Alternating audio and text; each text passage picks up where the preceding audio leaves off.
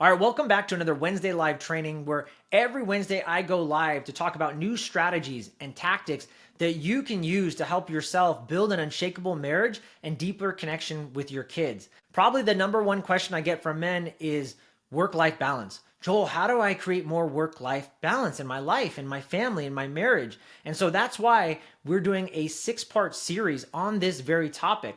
Today marks part 4 of this 6-part series. And if you missed the last 3 evolutions that we talked about, just a quick recap. The first one, we talked about work-life balance and why it's a complete lie. And actually, you need to go into the extremes of your life and go in and out of these extremes using this counterbalance technique. The second thing we talked about was why it's important to go small, why it's important to get very granular in what you're trying to optimize. So instead of trying to do 20 different things that you know you need to optimize, maybe you just pick one thing and you optimize for that. And the third big idea we talked about was multitasking and why it's a complete lie and is probably just creating more distraction, more overwhelm, and pushing you further away from the work-life balance that you're actually looking to create. This week, we're going to dive into discipline, and I'm going to talk about the myths around discipline and why I think it's a complete myth currently in our culture, but people are looking and seeking for more and more discipline because they think that's the answer and that's going to get them to a better and more impeccable marriage, and it's probably the furthest thing from the truth. Before we jump in today, if you don't know me, my name is Joel Evan. I'm a best-selling author. I'm a former first responder of 15 years. I've been married for 12 years, and for 10 of those years, I would say my marriage was a complete wreck. It was a roller coaster where one week was good, the next week was terrible. And honestly, in that first 10 years of my marriage, if I didn't fix things, after talking to my wife just recently, we were on the brink of divorce, guys.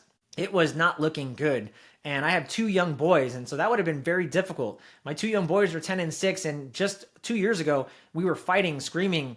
There was so much conflict and just overwhelm in our life, and I couldn't figure out. I didn't know what to do because here I am, like feeding these kids the best food in the world, doing all these holistic protocols and gentle parenting techniques and all these things I thought was right, and none of it was working. And within 3 months of doing some of the techniques and strategies that I'm going to teach you today, I was able to completely transform my marriage, and I'm in the best place possible. I'm in the best place ever, and with so much love, so much abundance, so much joy right now in my life, and I want to give that back to you. And that's what I'm on a mission to do, is to empower men that they can not only transform their marriage in a short amount of time, but just imagine the impact that can be created. If you can just fix your family, you will fix generations to come. And that's why I think it's so, so powerful. So if you're interested in learning more about what I do, feel free to reach out to me on the side, comment below, hero, and I'll send you a free guide, and we can always jump on a call. I have plenty of free resources and guides and a free Facebook book,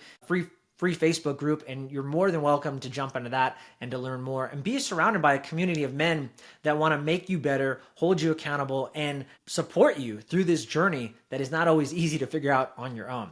So let's jump into discipline, and again, why I think it's probably one of the biggest myths happening right now in society. And we're hearing all the rage, especially from people like Jocko, right? Discipline equals freedom. You need more discipline. That's why you're not waking up at 4 a.m. and hitting the gym and working out. And that's probably the reason why you're not successful, because you just don't have enough discipline. The fact of the matter is, we don't need more discipline than we already have. We just need to know how to direct it and manage it a little bit better.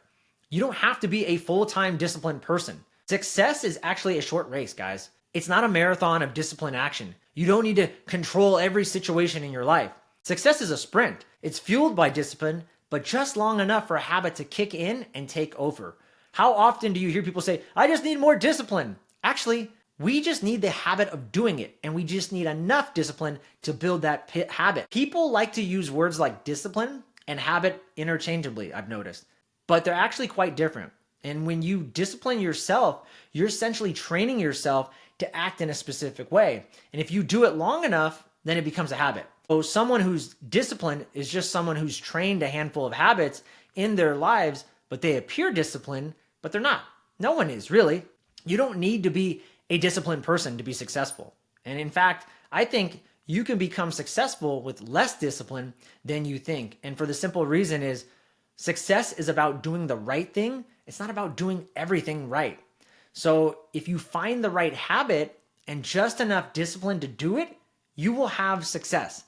And I think Michael Phelps is just the perfect example. He's a kid who was diagnosed with ADHD. He couldn't sit still. He spent a ton of time on the side of the pool as a lifeguard. Why? Because of his disruptive behavior. Yet he's the same person who later set a dozen world records and won 18 gold medals. So how did he do it? Well, he became a person of selected discipline. He spent up to 6 hours a day in the water each day. Channeling his energy is probably one of his greatest strengths, and that's what his coach actually said. He channeled his energy and discipline into one habit, swimming. He simplified his life by doing this one habit. And so what you notice from some of the most successful people in the world is that your life gets a lot more clearer and a lot less complicated because you know what you have to do well and what you don't. And so when you aim discipline at the right habit, it will give you the license to be less disciplined in other areas of your life. Have you ever noticed that? And you see this all the time. Like look at somebody like Jocko, for example. He wakes up at 4 a.m. and he goes to the gym and he gets his workout in. Why? Because he takes care of Jocko. He fills his bucket up. And now that he's filled up, he can go out and start living not only a more disciplined life because he knocked off that one thing that he needed to do, but he filled up his bucket and now he can go fill up others. Michael Phelps did the same thing. He found his sweet spot. And how do you find your sweet spot? I think a big question you're going to ask is, well, how long then, Joel, do I need to maintain this discipline? I'm going to tell you. Researchers at the University College of London, they wanted to figure out this answer too. So in 2009, they asked the question, how long does it take to establish a new habit? Many of us have been told, well, it takes 21 days. Not true, but it could be true, but it's not necessarily true. So the question really is, when does a behavior that we're trying to modify or implement, when does that become automatic? Well, what they found is that the point of automaticity actually became regular when participants were 95% through that power curve, and the effort that needed to sustain it was about as low as it would get, right? And it makes complete sense. We're always working really, really hard, and then right when usually we see a lot of people, they're consistent, and then they fall off. And they don't even know that they were just probably one hit away from just knocking that domino over and finally getting to that habit curve. They broke through that power curve, right? So what the researchers found was that on average, it takes 66 days to create or acquire a new habit. Now, the full range can honestly vary from 18 to 254 days, but 66 represented the sweet spot. Now, what's neat about this is that other researchers saw that if you practice just one good habit, it typically created this halo effect that made other habits easier to do. So again, the message is do the most important thing regularly, and as a result, everything else gets easier. This ties into everything we just talked about from our last 3 videos as well. So I want to wrap this up and give you just 3 big takeaways. Okay? Number 1 is don't be a disciplined person, okay? Be a person of powerful habits and use selected discipline to develop them. You just want to build one habit at a time, right? Success is sequential. It's not simultaneous. No one actually has the discipline to acquire more than one powerful new habit at a time. And what they found is that super successful people, they're not really superhuman at all. They've just used selected discipline to develop a few significant habits one at a time, over time. So the goal here is to give each habit enough time. Stick with the discipline long enough for it to become routine. And remember, habits on average take 66 days to form. Once the habit has solidly established, then you can either build another habit on top of that or build just on that habit if you're able to do that. And lastly, I will say this. Remember, you are what you repeatedly do. The more you do it, the more you become, right? I've talked about this a lot in other videos. It's all about being, doing, and having. But typically we reverse that. We think we have to have something first and then we can be the person that gets all these things. And it's never been true. You have to be the person first and then you can have, and then you can, well, actually you need to be the person first by then doing these actions, then you will have everything that you actually really want. And the last thing I want to say is just remember this. If you are what you repeatedly do, then achievement isn't an action you take, but it's a habit that you forge into your life. You don't have to seek out success. You're just going to harness the power of selected discipline to build the right habit, and extraordinary results will find you.